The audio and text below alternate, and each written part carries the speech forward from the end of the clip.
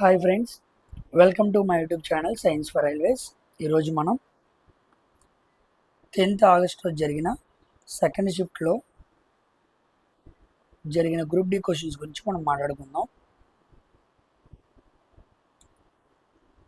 So కాస్త నా health అనేది బాగోలేదు, అందుకే నేను వీడియోస్ చేయలేకపోతున్నాను. ఓకేనా? దానితో పిల్లలు కూడా క్వశ్చన్స్ చాలా తక్కువ మంది పంపిస్తున్నారు. సో కంప్లీట్గా క్వశ్చన్స్ పంపించలేదు కదా అని నేను కూడా వీడియో చేయట్లేదు. కానీ ఈరోజు కొన్ని క్వశ్చన్స్ కంప్లీట్గా ఒక అబ్బాయి ఒక 14 క్వశ్చన్స్ వరకు పంపించాడు. సో ఇవి పిల్లలకు తెలియాలే, కాస్త పేపర్లో క్వశ్చన్స్ అనేవి అడిగే విధానాన్ని కాస్త టఫ్ చేస్తున్నాడు. అంటే బాగా స్టేట్మెంట్ లాగా అడుగుతున్నాడు క్వశ్చన్స్ అన్నీ కూడా. సో 25 నిమిషాలు 30 నిమిషాలు పెడితే కానీ ఆ 25 క్వశ్చన్ని ఆన్సర్ చేయలేకపోతున్నాను సార్, బాగా జాగ్రత్తగా చదువుకోవాలి, లేకపోతే పెట్టలేం, చదివింది అయినా సరే అర్థం చేసుకుని పెట్టాలి అని పిల్లలు అంటున్నారు. సో ఆ క్వశ్చన్స్ ఎలా ఉన్నాయో చూడండి మీరు. ఇప్పుడు నేను 10th ఆగస్టులో జరిగిన సెకండ్ షిఫ్ట్లోని క్వశ్చన్స్ మాట్లాడతాను. ఓకేనా? ఫస్ట్, ఐసోబార్స్లో ఏది కాన్స్టెంట్గా ఉండిద్ది అని అడిగాడు. ఓకేనా? ఐసోబార్స్లో ఏది కాన్స్టెంట్గా ఉండిద్ది?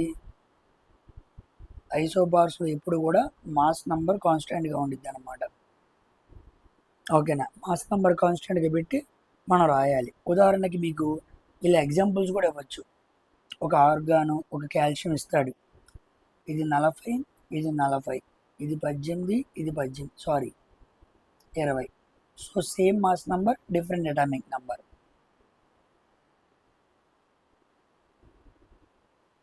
Same mass number different atomic number ఉంటే మనం దాన్ని ఏమనాలి? ఐసోబార్స్ అనాలి. సో ఇక్కడ మనకి ఏది కాన్స్టెంట్గా ఉండిద్ది అంటే మాస్ నంబర్ కాన్స్టెంట్గా ఉండిద్ది. గుర్తుపెట్టుకోండి, ఐసోబార్స్లో మాస్ నంబర్ కాన్స్టెంట్గా ఉండిద్ది, ఐసోటోప్స్లో అటామిక్ నెంబర్ కాన్స్టెంట్గా ఉండిద్ది. ఓకేనా? ఇది కూడా రిపీట్ అవుతున్న క్వశ్చనే. హోమోజీనస్ మిక్చర్ సొల్యూషన్ ఎగ్జాంపుల్ అడిగాడు. హోమోజీనస్ మిక్చర్ అంటే మనం ఏం చెప్పాలి? యూనిఫామ్ కంపోజిషన్లో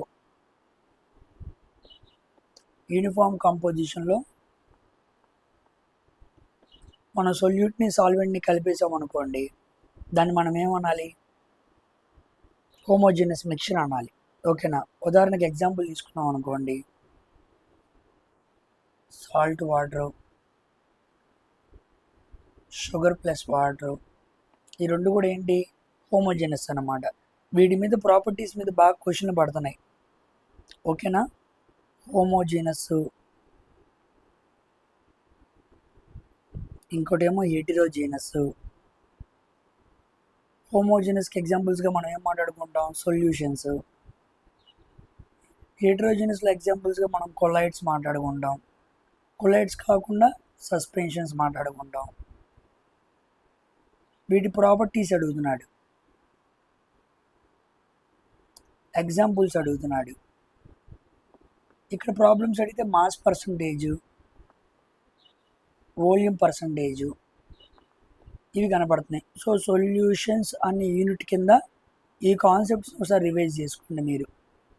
నేను చాలాసార్లు పీవైక్యూస్లో చెప్పాను.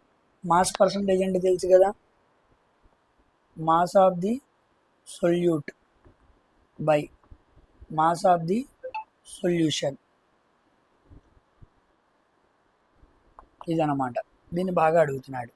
ఇక్కడ కూడా అంతే, volume of the solute by volume of the solution. So solution అనే టాపిక్లో మీరు ఇవన్నీ రివిజన్ చేసుకోండి ఒకసారి. క్విక్ రివిజన్ అనమాట, ఒక 10-15 నిమిషాల్లో అయిపోయింది. తర్వాత during photosynthesis plants can store energy in which form అన్నాడు. సిల్లోజ్ కాదు, కైటిన్ కాదు, స్టార్చ్ అనమాట. ఇది మనం చాలాసార్లు మాట్లాడుకున్నాం. స్టార్చ్ రూపంలో స్టోర్ చేసుకునేది. మీకు ఈక్వేషన్ కూడా నేను చాలాసార్లు చెప్పాను. 6CO2 12H2O gives rise to C6H12O6 plus 6O2. ఓకేనా? 6O2 అన్నమాట. Very very important. ఫోటోసింథసిస్కి సంబంధించి క్వశ్చన్ బాగా అడుగుతున్నాడు. తర్వాత థామ్సన్ మోడల్ 4వ క్వశ్చన్. థామ్సన్ మోడల్ ఆప్షన్స్ కాన్సెప్చువల్గా ఇచ్చారు అన్న ప్లమ్స్ పడ్డింగ్ మోడల్ అన్నాడు. థామ్సన్ మోడల్కి ఇంకో పేరు మనం ప్లమ్ పడ్డింగ్ మోడల్ అని కూడా పిలుస్తూ ఉంటాం. ఇదిగోండి, ఇది మీకు 9th క్లాస్లో అటామిక్ స్ట్రక్చర్ యాటమ్ గురించి అడుగుతున్నాడు. ఇక్కడ ఎక్కువగా మిమ్మల్ని ఏం అడుగుతున్నాడు అంటే బోర్ థియరీ గురించి అడుగుతున్నాడు. దాని తర్వాత మొన్న క్వశ్చన్స్ రూథర్ఫర్డ్ నమూనా గురించి అడిగాడు. రూథర్ఫర్డ్ ప్లానెటరీ మోషన్, గ్రహమండల నమూనా, దీంట్లో ఆయన ఏం ప్రాపర్టీస్ చెప్పాడు, యాటమ్ని ఎలా వర్ణించాడు, ఎలక్ట్రాన్స్ని ఎలా వర్ణించాడు, ఏ ప్రయోగం చేశాడు, ఏది చెప్పలేకపోయాడు. అలాగా జేజే థామ్సన్ ఇప్పుడు మనం మాట్లాడుకున్న ప్లమ్ పడ్డింగ్ మోడల్. ఓకేనా. పడ్డింగ్ అంటేనేమో, ప్లమ్స్ అంటేనేమో మనం ఎలక్ట్రాన్స్ని తీసుకోవాలి, పడ్డింగ్ అంటేనేమో పాజిటివ్ ఎలక్ట్రాన్ ఛార్జ్ని తీసుకోవాలి. రెండు ఈక్వల్గా ఉంటాయి, అంటే యాటమ్ ఎలక్ట్రికల్లీ న్యూట్రల్గా ఉండిద్ది. Next John Dalton atomic theory తీసుకోవాలి. జాన్ డాల్టన్ అటామిక్ థియరీ, ఈ నలుగురు చెప్పిన థియరీస్ మీద ఒకసారి రివ్యూ చూసుకోండి ఏంటి అనడానికి. ఓకేనా. మన పీవైక్యూ చూసిన పిల్లలకి నేను చాలాసార్లు ఆ ప్రాపర్టీస్ అన్నీ చెప్పుకుంటూ వచ్చాను. ఎవరైనా చూడని వాళ్ళు ఉంటే మీరు ఒకసారి అటామిక్ బుక్ ఓపెన్ చేసి అది ఆ పాస్టులేట్స్ ఏంటి అని చూస్తే మీకు క్లారిటీ వచ్చింది. ఓకేనా. ఇక్కడ యాటమ్ అనేది పాజిటివ్లీ ఛార్జ్డ్ స్పియర్, ఎలక్ట్రాన్స్ దాని లోపల ఉంటాయి అనే విషయం చెప్పాడు. ఈయన ఎలక్ట్రాన్ కనుక్కుంది 1831 అనుకుంటా. ఓకేనా. తర్వాత concave lens is used to correct which disease like that concept టైప్లో అడిగాడన్న ఆన్సర్ మయోపియా. ఇదిగోండి, ప్రతిదీ కాన్సెప్ట్ టైప్లో అడిగాడు, ప్రతిదీ కాన్సెప్చువల్గా అడిగాడు, అన్ని కాన్సెప్చువల్గా అడుగుతున్నాడు. మయోపియా అంటే రెటీనా ముందు పడింది అంటే మైనస్ చేయాలి, ముందు పడిందని మైనస్ చేయాలి అంటే మనం కాన్కేవ్ లెన్స్ వాడాలి. ఇలా మైనస్ ప్లస్ ఇలా పెడుతున్నాడు అనమాట. రెటీనా ముందు పడిద్దా వెనకాల పడిద్దా, అలా పడతానికి రెటీనా ఏమైద్ది, ఐబాల్ ఏమైద్ది, ఇలా అడుగుతున్నాడు. నెక్స్ట్ హైపర్మెట్రోపియా, దీనికి ప్లస్ చేయాలన్నమాట, అంటే దీనికి కాన్వెక్స్ లెన్స్ వాడాలి. ఓకేనా. తర్వాత 6వ question, which type of epithelial tissue in kidney, answer is as you said in PYQs. ఇదిగోండి, నేను పీవైక్యూస్లో టిష్యూస్ చదువుతున్నప్పుడు ఎపిథీలియల్ టిష్యూ మీద ఎన్నో క్వశ్చన్స్ చేయించాను. అవి దాంట్లో squamous epithelium, stratified squamous, non stratified squamous, cuboidal epithelium, columnar, ఇవన్నీ చెప్పాను. సో దాన్నే అడిగాడు. సో కిడ్నీ క్యూబికల్ అని చెప్పాను కూడా నేను. ఓకేనా. దీన్ని క్యూబాయిడల్ ఎపిథీలియం అంటాం.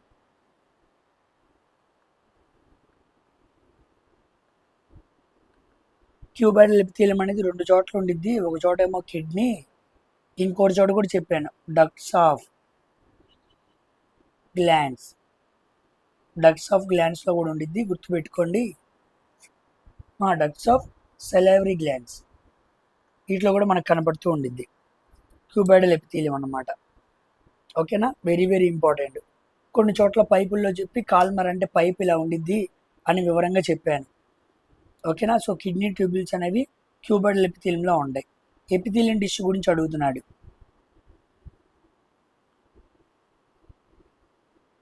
ఎపిథీలియం టిష్యూ ప్రాపర్టీస్ అడుగుతున్నాడు.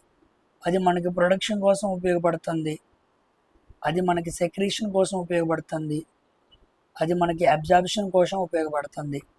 ఈ 3 పాయింట్లు ఉంటాయి అన్నమాట, గుర్తుపెట్టుకోండి. ఓకేనా. ఎపిథీలియం కాకుండా మిగతా టిష్యూలు కూడా అడుగుతాడు. ఎపిథీలియంలో కింద మొన్న టిష్యూస్ ప్లాంట్ బయాలజీ యూనిట్ చెప్పాను కదా, దాంట్లోకి వెళ్తే ఎపిథీలియం టిష్యూ మీద ఉన్న పీవైక్యూస్ అన్నీ చేయించాను. దానిలో చాలా అడిగాడు, నేను ఎక్స్ట్రా ఇన్ఫర్మేషన్ కూడా చెప్పాను. ఓకేనా. ఒకవేళ ప్లాంట్ బయాలజీ వినే టైం లేకపోతే పీడిఎఫ్ పెట్టాను కదా, ఆ పీడిఎఫ్ పెట్టి ఓపెన్ చేసి చూడండి. చాలామంది అంటున్నారు, సార్ ఇప్పుడు వెళ్ళి ఎలా చూస్తాను సార్ వీడియోస్ అంటున్నారు. మరి అందుకే ముందు నుంచి కూడా వీడియోస్ చూడండి అని నేను బతిమాలింది. ఓకేనా. సరే, ఇప్పుడు చూస్తాం కుదరదు, కానీ పీడిఎఫ్స్ ఉన్నాయిగా, కనీసం ఆ పీడిఎఫ్స్ అయినా ఓపెన్ చేసి పీవైక్యూస్ ఎలా అడిగాడో ఆ క్వశ్చన్స్ అన్ని చూసుకుంటూ వెళ్ళండి. దాంట్లో ఎపిథీలియన్ టిష్యూ క్వశ్చన్స్ కనపడ్డాయి అనుకోండి, దాని దగ్గర ఒకసారి లుక్ చేయండి. ఓకేనా? ఇక దానికన్నా చేసేది ఏమీ లేదు. కనీసం కాన్సెప్ట్ అయినా నేర్చుకోవాలి, పీవైక్యూస్ అయినా చూడాలి. ఏది చూడకుండా ఇలాంటి క్వశ్చన్స్ పెడతాం అనేది కష్టం. ఓకేనా? కాస్త వీక్గా ఉన్నాను, అందుకే మెల్లిగా మాట్లాడుతున్నాను. One student is bent A plant but it does not broke. Which type of tissue is present అన్నాడు. కోలెన్కైమా. కోలెన్కైమా అంటే ఏంటి? ఫ్లెక్సిబిలిటీ అనమాట.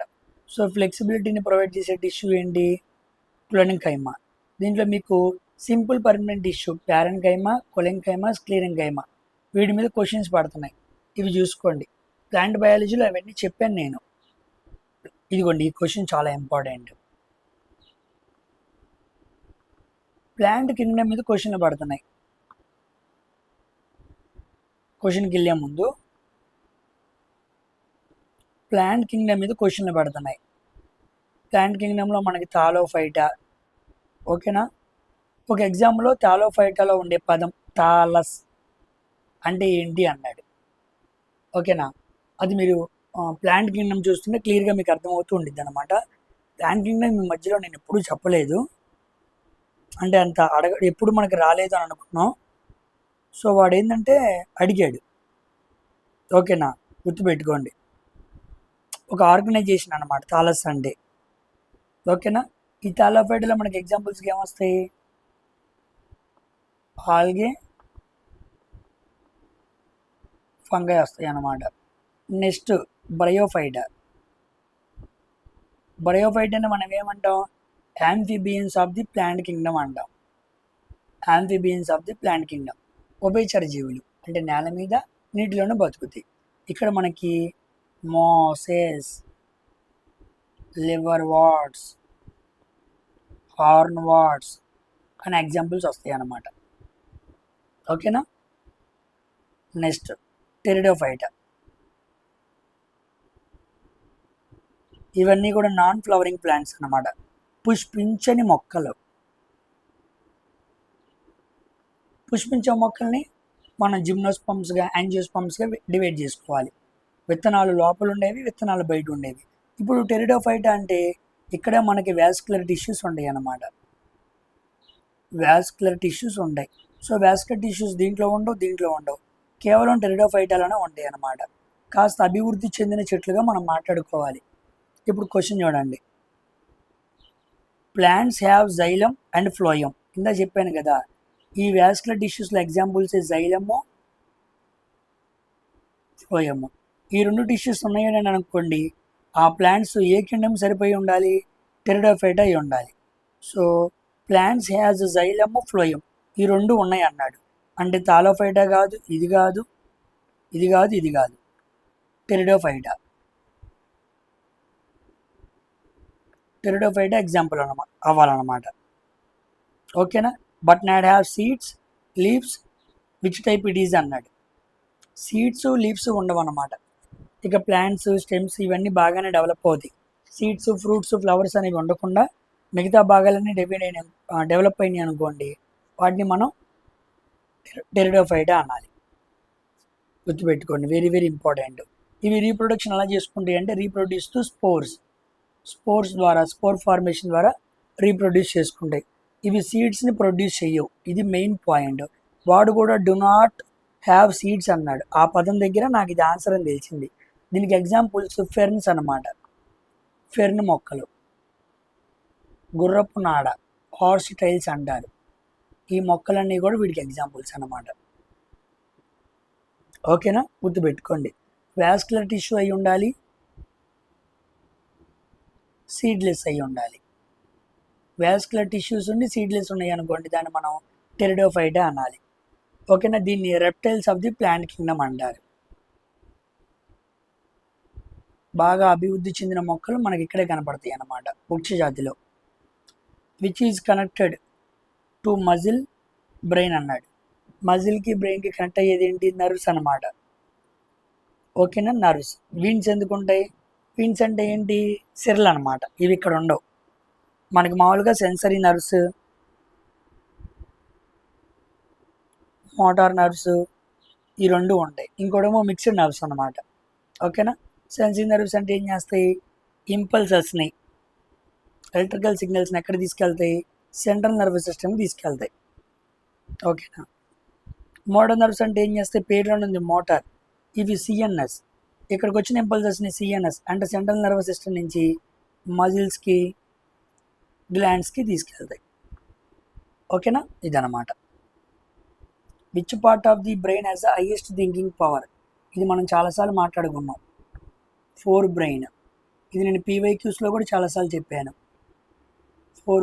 ఫోర్ బ్రెయిన్లో కూడా ఏ పార్ట్ అంటే మీరు cerebrum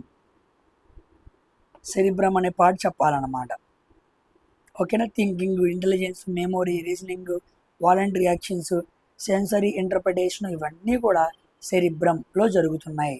so answer is forebrain. హడావుల్లో సెరిబెల్లం పెడతాం, తప్పైద్ది. In preparation of baking soda which one is present? నైట్రోజనా, ఆక్సిజన్నా, కార్బన్ డైఆక్సైడా, హైడ్రోజనా అన్నాడు. ఓకేనా. ఏది ఉండాలన్నాడు? బేకింగ్ సోడా ప్రిపరేషన్లో కంపల్సరీగా ఏముండాలి? CO2 ఉండాలి. గుర్తుపెట్టుకోండి, very very important. Of course మిగతావి కూడా ఉండాలి. ఓకేనా. ఒకవేళ ఏది రిలీజ్ అయితే అని అడుగు ఉండాలి బహుశా, ఎందుకంటే అవన్నీ కావాలి. హైడ్రోజను, ఆక్సిజన్ కాదులే, ఏది తయారైద్ది అని అడిగితే ఇదే కావాలి. సామాన్యంగా ఫార్ములా ఏంటి? Ammonia, water, CO2. ఇది కాకుండా NaCl. ఈ నాలుగిటిని కలిపితే వచ్చేది ఏంటి? NaHCO3, ammonium chloride. నాకు అమోనియా, వాటరు, CO2, NaCl కావాలి. ఆక్సిజన్ అక్కర్లా, నైట్రోజన్ అక్కర్లా, హైడ్రోజన్ అక్కర్లా. ఈ 4 కావాలి. కాబట్టి ఏది ప్రజెంట్ అంటే కార్బన్ డైఆక్సైడ్ అవ్వాలన్నమాట. ఓకేనా. CO2 కూడా రిజాల్వ్ అయింది, గుర్తుపెట్టుకోండి, వెరీ వెరీ ఇంపార్టెంట్.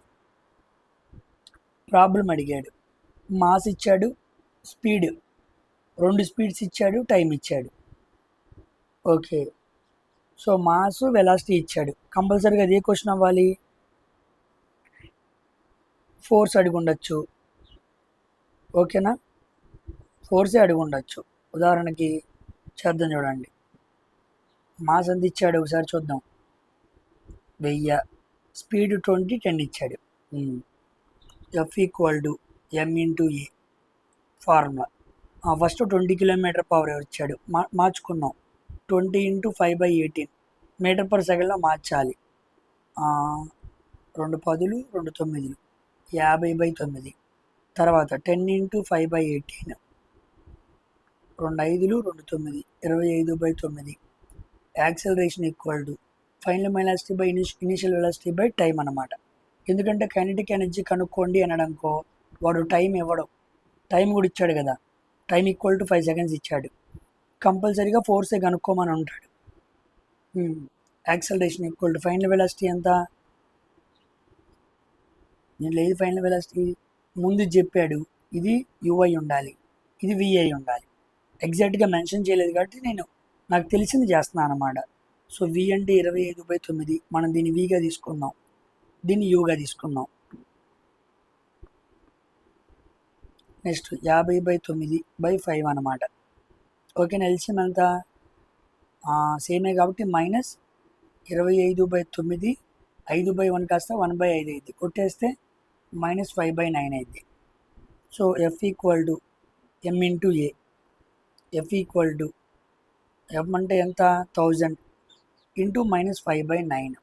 సో 5000/9. ఇలా ఏమైనా అయ్యి ఉండాలన్నమాట. సో చేసే విధానం అయితే ఇది, వాడాల్సిన ఫార్ములా అయితే ఇది, గుర్తుపెట్టుకోండి. ఇలాగ ఒక క్వశ్చన్ అడిగాడు. ఓకేనా. తర్వాత అదిగోండి ఫోర్స్ అడిగాడుగా, ఫోర్స్ని అలా సాల్వ్ చేయాలన్నమాట. ఓకేనా. అప్పుడు మనం సాల్వ్ చేసామనుకోండి, 9 5 45, 5 9 5 45, 5 9 5 45, 555 దగ్గర ఆన్సర్ రావాలి. Which one is not example of potential energy? So స్థితిశక్తి కానిది ఏంటి అని అడిగాడు. బాడీ మూవ్ అన్నాడు. సారీ, బాడీ మూమెంట్ అవుతుంది అంటే అసలు అది కాదు. సో ఆన్సర్ ఇదే అవ్వాలి.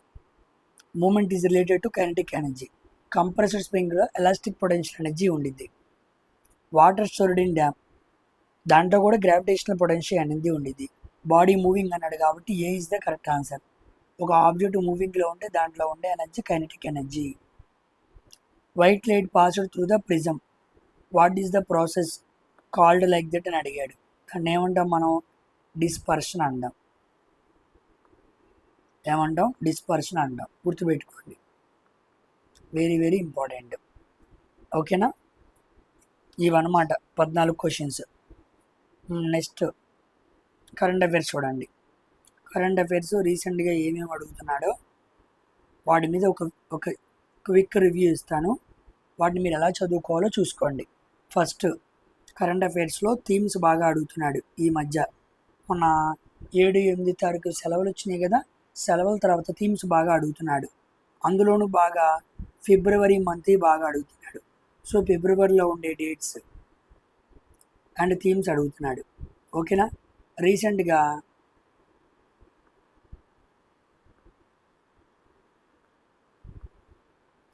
International women and girl in sciences అని అడిగాడు. ఓకేనా?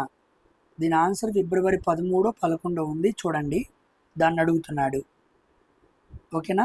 నెక్స్ట్ రేడియో డేకి సంబంధించి క్వశ్చన్ అడిగాడు. ఆ రేడియో రోజునే నేషనల్ ఉమెన్స్ డే కూడా ఉంది. నేషనల్ ఉమెన్స్ డే అది కూడా ఫిబ్రవరి 13. ఓకేనా? ఇది ఫిబ్రవరి 11 అనుకుంటా, కాస్త క్లారిటీగా లేదు, నేను ఎప్పుడో విన్నాను, చూడండి. ఇలా ఫిబ్రవరి 13.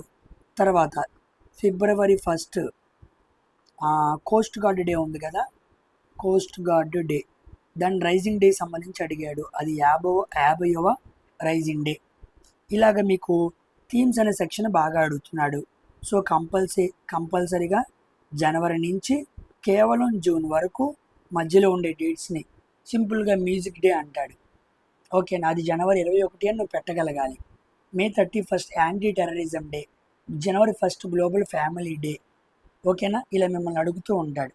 థైరాయిడ్ డే, ఇలా సింపుల్గా కొన్ని చూసుకోండి. థీమ్స్ కూడా చాలా ఇంపార్టెంట్. ఫిబ్రవరి 4 ఇది అడిగాడు, క్యాన్సర్ డే.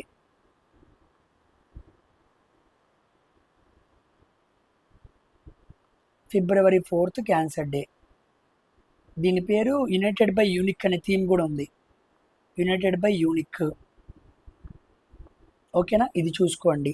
సో ఈ సెక్షన్ మీరు కాస్త ఫోకస్ చేయండి తర్వాత ఎగ్జామ్స్ ఉన్నవాళ్ళు. తర్వాత రామ్సార్ సైట్స్కి సంబంధించి, రామ్సార్ సైట్స్లో మొన్న ఫిబ్రవరి 2 వెట్లాండ్స్ డే మనం జరుపుకుంటూ ఉంటాం. వెట్లాండ్స్ డే, ఆ వెట్లాండ్స్ని పరీక్షించడానికి వచ్చిందే రామ్సార్ సైట్స్. దీంట్లో రామ్సార్ సైట్స్లో రీసెంట్గా 101వ రామ్సార్ వచ్చింది. దీన్ని గ్వాలా లేక్ సంథింగ్ ఏదో అంటారు. ఇది మనకి అరుణాచల్ ప్రదేశ్లో వచ్చింది. తర్వాత 100వది very very important, Jayaprakash Narayan bird sanctuary. దీని గురించి అడుగుతున్నాడు. దీని పేరు సురహా తేల్ అని ఉండిద్ది. తర్వాత 99వది, ఇది సేకా జిల్ అన్నమాట. ఈ 2 అడుగుతున్నాడు, సేకా జిల్లు, సురహా తేలు. తర్వాత 98ది, దీన్ని చారా దారనో ఏదో ఉండిద్ది సంథింగ్, ఇది గుజరాత్ అన్నమాట. ఇది యూపీ. 99, 100ది 2 కూడా యూపీ అన్నమాట. సో ఇది యూపీ, ఇది అరుణాచల్ ప్రదేశ్, ఇది గుజరాత్. అయితే నేను ఎగ్జామ్లో అంటే ప్రీవియస్గా 97th అడిగాడు, పాట్నా బర్డ్ శాంచురీ. ఇది కూడా యూపీ అన్నమాట. ఓకేనా? ఇలా చివరి రామ్సార్ సైట్స్ అడుగుతున్నాడు ఎన్విరాన్మెంట్ కింద. ఓకేనమ్మా? దీన్ని కాస్త ఫోకస్ చేసుకోండి. తర్వాత స్పోర్ట్స్ సెక్షన్లో ఇండియన్ సూపర్ లీగ్ టచ్ చేస్తున్నాడు ఫుట్బాల్కి సంబంధించి. ఓకేనా? లారెస్ వరల్డ్ స్పోర్ట్స్ అవార్డ్స్ అయితే మొన్నటిదాకా అడగటం చేశాడు, కానీ వాటిని ఇప్పుడు అడగట్లేదు. నెక్స్ట్ పద్మశ్రీ, ఇది మొన్న కూడా చెప్పాను నేను. పద్మశ్రీ అవార్డ్స్ మొత్తం మనకి 113 వస్తే దాంట్లో స్పోర్ట్స్ పర్సన్స్కి 8 మందికి వచ్చింది. ఆ 8 మందిని చూసుకోండి అని అడిగాడు. ఓకేనా. దాంట్లో మీకు రోహిత్ శర్మ ఉన్నాడు, హర్మన్ ప్రీత్ కౌర్ బుల్లా ఉంది, సవితా పూనియా ఉంది, ప్రవీణ్ కుమార్ ఉన్నాడు. ఓకేనా. ఇలా కొంతమంది ప్రామినెంట్ పర్సన్స్ 8 మంది ఉన్నారు. వాటిని చూసుకోండి. Very very important. అవార్డ్స్ అనేవి చాలా చాలా ఇంపార్టెంట్. అవార్డ్స్ సెక్షన్ మీద బాగా బిట్లు పడుతున్నాయి. మొన్నటి వరకు శుభాంశు శుక్లా గురించి అడిగాడు. శుభాంశు శుక్లాకు వచ్చిన అవార్డు అడిగాడు మనకి. ఓకేనా. అశోక్ చక్ర వచ్చింది కదా, అది అడిగాడు. ఆయన మిషన్ ఎగ్జామ్ 4 అడిగాడు. నెక్స్ట్ ఇస్రోలో ఈ జనవరి నుంచి జూన్ వరకు జరిగిన ప్రయోగాలు అడిగాడు. దాంట్లో పిఎస్ఎల్వి C62 గురించి అడిగాడు. ప్రోబ్ టెస్ట్ గురించి అడిగాడు. శాటిలైట్స్ని పేల్చేయడం డాకింగ్ టెస్ట్ దాని గురించి అడిగాడు. PSLV C62. తర్వాత చంద్రయాన్ 4 గురించి అడిగాడు. LV-M3-M5 important racket. ఇప్పుడు మన దగ్గర ఉన్న పెద్ద ర్యాకెట్ ఇదే అనమాట. దీని గురించి అడిగాడు. CMS 07-03 దీన్ని పంపిస్తున్నాం. దీన్ని GSAT 7AR అంటారు. దీని గురించి క్వశ్చన్ అడిగాడు. సో ఇస్రోలో ఇక్కడి నుంచి ఇక్కడి వరకు 2026 ప్రయోగాలు చూసుకోండి. తర్వాత డిఆర్డిఓలో ULPGM unmanned aerial vehicle light precision targeted missile ఇలాంటి కొన్ని టెక్నిక్స్ ఉంటాయి అన్నమాట. Long range land guided missiles, MIRV missiles, ఇలాంటి కొన్ని మిసైల్ టెక్నాలజీస్ ఉంటాయి అన్నమాట. రీసెంట్గా దీన్ని మనం కర్నూలు అనే ప్రాంతంలో టెస్ట్ చేసాం. కాబట్టి రీసెంట్గా మిసైల్స్కి సంబంధించి వాడే టెక్నాలజీస్ ఉంటాయి కదా, వాటిని ఎక్కడ ప్రయోగం చేశారని అడిగాడు. ప్రళయ్ అనే మన దాన్ని ప్రయోగం చేసాం. పినాకా దాన్ని మనం ప్రయోగం చేసాం. అగ్ని 1 ప్రయోగం చేసాం. అగ్ని 5 ప్రయోగం చేసాం. అగ్ని 3 ప్రయోగం చేసాం. S4 స్టార్ అనే బెలాస్టిక్ క్షిపణిని ప్రయోగం చేసాం. ఇలాంటివి ఎక్కడ ప్రయోగం చేశాము? కొన్నిసార్లు ఒడిశా చాంద్పూరు, కొన్నిసార్లు అబ్దుల్ కలాం ఐలాండ్, కొన్నిసార్లు పోఖ్రాను. ఇక్కడే ఆర్మీ ఎక్సర్సైజ్ దగ్గరికి వస్తే ఆర్మీ, నేవీ, ఎయిర్ ఫోర్స్ ఎక్సైల్కి వస్తే వాయుశక్తి విన్యాసాలు అడిగాడు. వాయుశక్తి విన్యాసాలు మనం రాజస్థాన్లో చేసాం. అగ్నివర్ష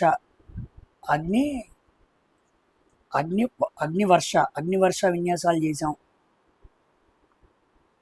ఈ మధ్యలో మనం మిలాన్ జరిగింది, అక్కడే ఇంటర్నేషనల్ ఫ్లీట్ రివ్యూ జరిగింది, అక్కడే ఇండియన్ ఓషన్ నేవల్ సింపోజియం జరిగింది. కాకుండా ఇది చాలా మెయిన్ ఈవెంట్స్ అన్నమాట. ఇవి కాకుండా దేశాల మధ్య cold star something cold rain ఒకటి జరిగింది. డస్ట్లిక్ ఈ మధ్యలో జరిగింది. కంజర్ జరిగింది ఈ మధ్యలో కజకిస్తాన్కి. డస్ట్లిక్ అంటే ఉజ్బెకిస్తాన్కి. నెక్స్ట్ ఎకువీరన్ జరిగింది మాల్దీవ్స్కి. నెక్స్ట్ సైక్లోన్ జరిగింది ఈజిప్ట్కి. ఓకేనా. ఇలాంటివన్నీ కూడా రీసెంట్గా 6 నెలల్లో జరిగినాయి అనమాట. ఒక్క నిమిషం. ధర్మగార్డియన్ జరిగింది. ఓకేనా. ఇండియాకి కంబోడియానికి లామిత్యే అనేది ఒకటి జరిగింది. ఇలాంటి విన్యాసాలు ఈ 6 నెలల్లో జరిగినవి. అదేవిధంగా కాస్త ఆపరేషన్స్లో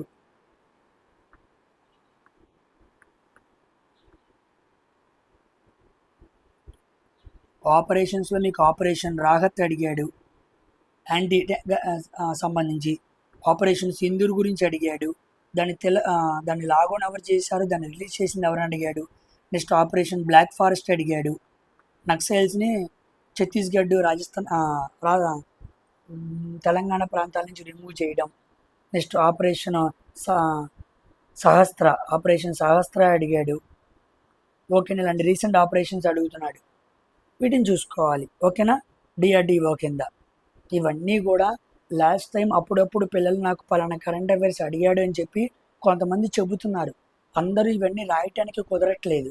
అందుకే వాళ్ళు చెప్పినట్టు నేను పేపర్ మీద ప్రతిరోజు పక్కన రాస్తూనే ఉన్నాను.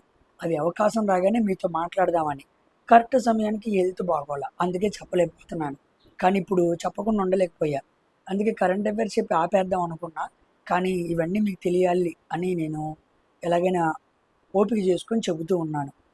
ఓకేనా అమ్మ? నేను చెబుతున్నవన్నీ జాగ్రత్తగా ఫాలో అప్ అవుతూ ఉండండి. Next budget. Very very important.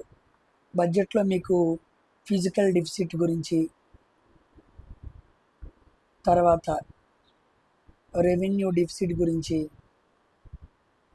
తర్వాత జీడిపి గురించి పర్సంటేజ్ల క్వశ్చన్ అయిపోయిన తర్వాత ఎల్లోకేషన్స్ అడుగుతున్నాడు.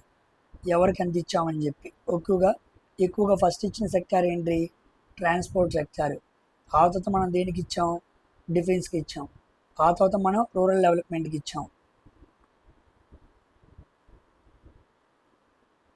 ఇలా అడుగుతున్నాడు.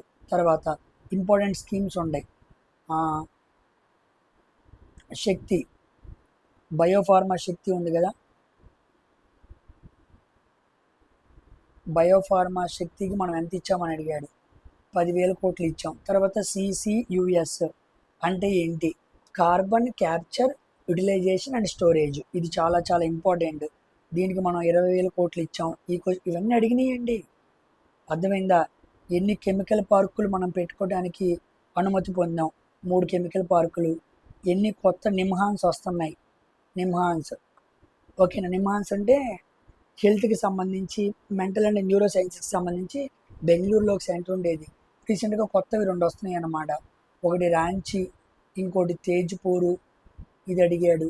తర్వాత VBG రామ్జీ, మహాత్మా గాంధీ గ్రామీణ ఉపాధి పథకం ఉంటుంది, దాని పేరు మార్చారు VBG రామ్జీ. దానికోసం ఎంత ఇచ్చాడన్నాడు. 95 ఎంత ఇచ్చారు. ఓకేనా? తర్వాత పిఎం కిసాన్ క్రెడిట్ లోను ఎక్కడి నుంచి ఎంతవరకు పెంచారు? 3 లక్షల నుంచి 5 లక్షల వరకు పెంచారు. తర్వాత ప్రధానమంత్రి జన స్వస్థ సురక్ష యోజనకి ఎంత ఇచ్చారు? 11,500 కోట్లు ఇచ్చాడు.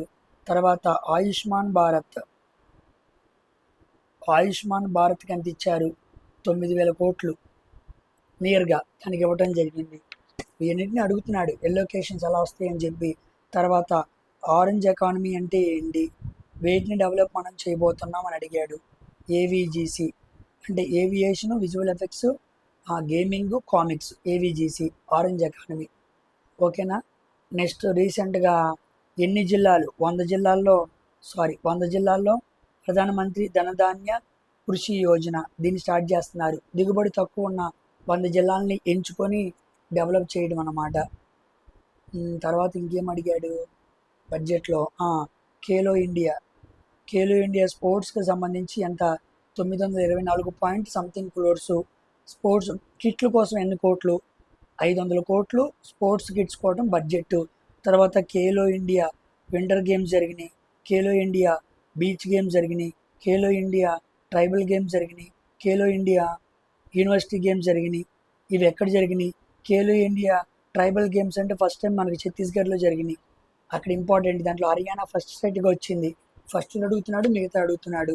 నెక్స్ట్ వింటర్ ఒలింపిక్స్ అడిగాడు. రీసెంట్గా జరిగిన వింటర్ ఒలింపిక్స్ అడిగాడు. ఓకేనా? స్పోర్ట్స్ గురించి సపరేట్గా మాట్లాడతాను.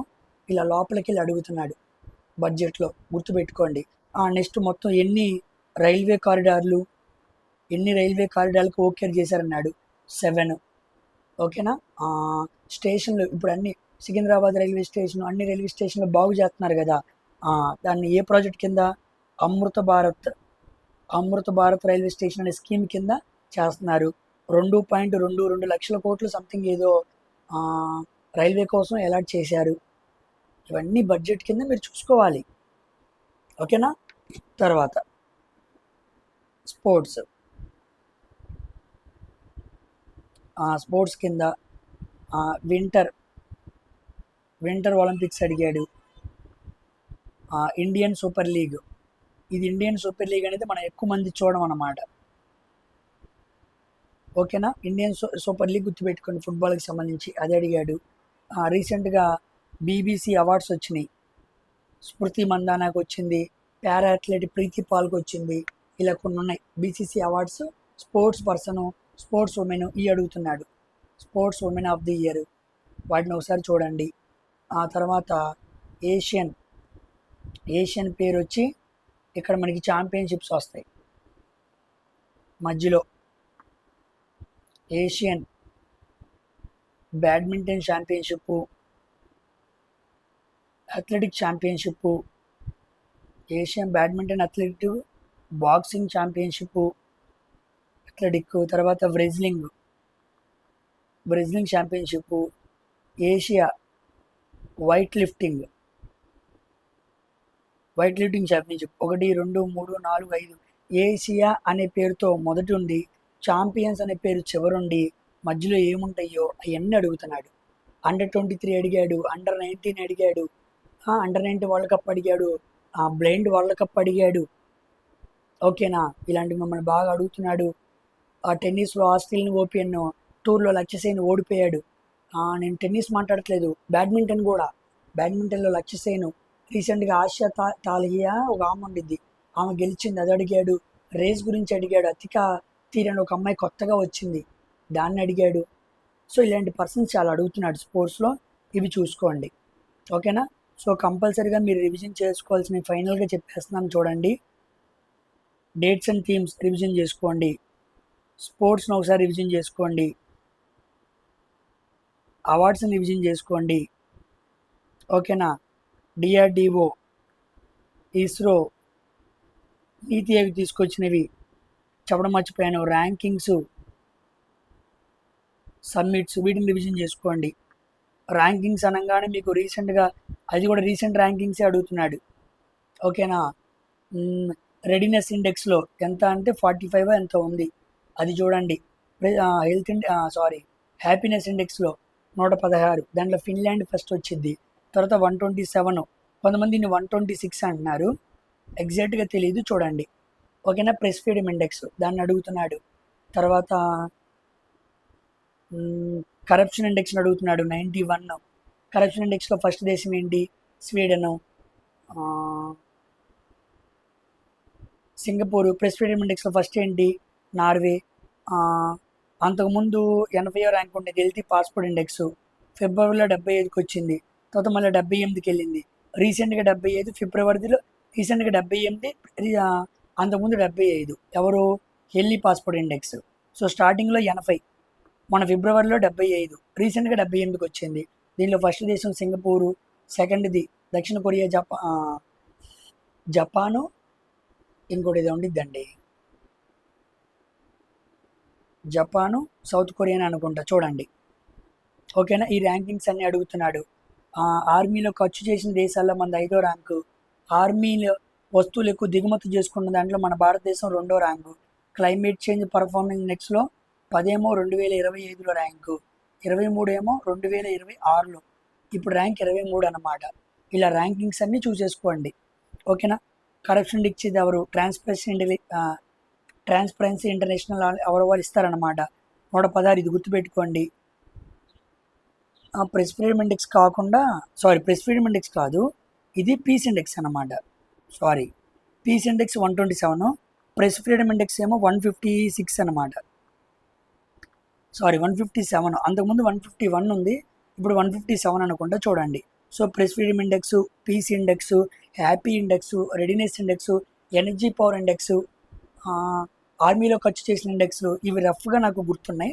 వీటిని ఒకసారి మీరు చూసుకోండి ఏది ఎగ్జాక్ట్గా ఏంటని. ఇవన్నీ నెట్లో కొడితే వస్తాయి కాబట్టి వాటిని రివిజన్ చేసుకోండి. ఓకేనమ్మా. తర్వాత సమ్మిట్స్లో కూడా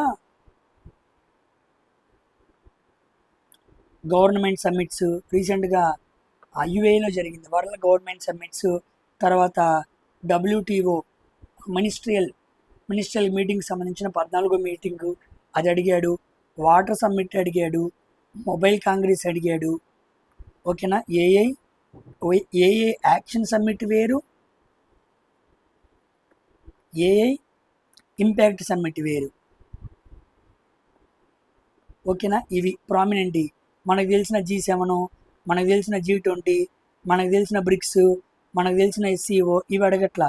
ఒకవేళ SCO అడిగితే SCO governors meeting, SEO, defence meeting, BRICS, 14వ కౌన్సిల్, ఇలా ప్రామినెంట్ కానివి మనం చదవనివి ఇంపార్టెంట్ కాదు అని పక్కన పెట్టేస్తామే అవి అడుగుతున్నాడు. వాటిని ఒకసారి రివిజన్ చేసుకోండి. ఓకేనమ్మా, ఇది విషయం. కాబట్టి 10th ఆగస్టు సెకండ్ షిఫ్ట్ అది. మిగతా షిఫ్ట్ ఏమైనా వస్తే కంపల్సరీగా కాస్త ఇప్పుడు జ్వరం తగ్గింది కాబట్టి, కాస్త వీక్నెస్ తగ్గింది కాబట్టి కంపల్సరీగా వీడియో చేస్తాను, అది కూడా అప్లోడ్ చేస్తాను, చూడండి. ఓకేనమ్మా. సో ఇక్కడితో వీడియో ఫినిష్ చేస్తున్నాను. కాస్త ఆలస్యమైనా సరే నేను ప్రతి విషయాన్ని మీకు తెలియజేస్తాను. దాని ప్రకారంగా మీరు ప్రిపరేషన్లో ముందుకు వెళ్ళండి. నెక్స్ట్ వీడియోలో కలుద్దాం. బాయ్.